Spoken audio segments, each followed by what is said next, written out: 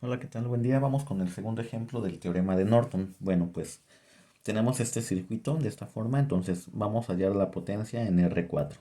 Entonces marco con las terminales A y B, que es la parte que voy a cortar de mi circuito donde me interesa hallar la potencia, y lo voy a hallar su equivalente, que sería una fuente de corriente con la resistencia de Norton y en paralelo la resistencia de interés, o la que vamos a estar analizando, que sería R4. Muy bien, entonces, ¿qué es lo que hacemos primero? Hallar la resistencia de Norton. Para ello la fuente de voltaje la manejo como un cortocircuito y abro las terminales A y B de donde se encontraba la resistencia R4. Entonces observo que estas dos se encuentran en paralelo y al simplificarlas me quedarían en serie con la resistencia R3. Por lo tanto, la resistencia de Norton quedaría como el paralelo de R1 con R2 más la resistencia 3. Entonces resuelvo el paralelo, sería 20 por 10, o sea la multiplicación entre la suma, y esto me va a dar 230 más la resistencia de 15, que me daría un resultado de resistencia de Norton de 21.66 ohms. Entonces, una vez que ya hallamos la resistencia de Norton, ahora vamos a hallar la corriente de Norton. Bueno, aquí es muy importante observar lo siguiente.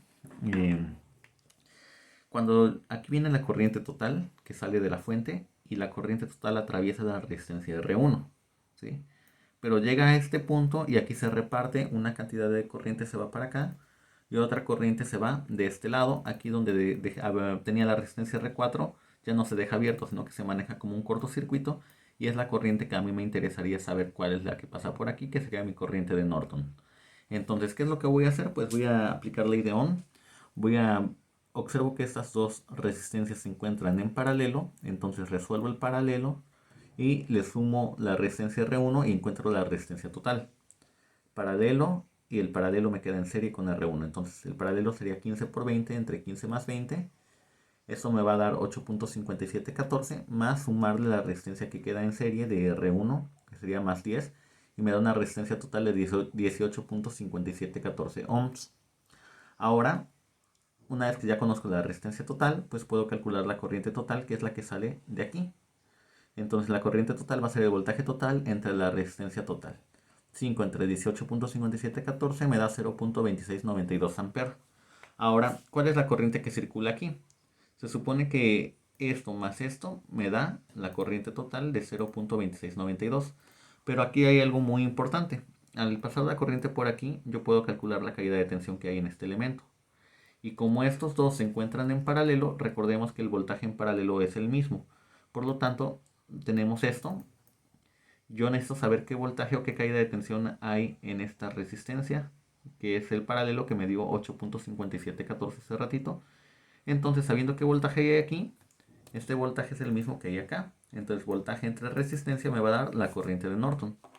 Por lo tanto, lo que voy a hacer a continuación sería, si yo ya conozco la corriente total que atraviesa el circuito, entonces la corriente por la resistencia en paralelo me va a dar el voltaje que hay aquí. Entonces, calculo la caída de tensión en este elemento y me queda como corriente total por el resultado de las resistencias en paralelo de R2 con R3. Entonces me da 0.2692 por 8.5714 y hay una caída de tensión de 2.307 volts aquí, ¿sí? Y esto sería el complemento de 2.6 volts, 2.6 y 2.3 me da los 5 volts aprox. Entonces ya calculé la caída de tensión aquí. Este voltaje de 2.307 es el voltaje que hay aquí y es el voltaje que hay de aquí a acá.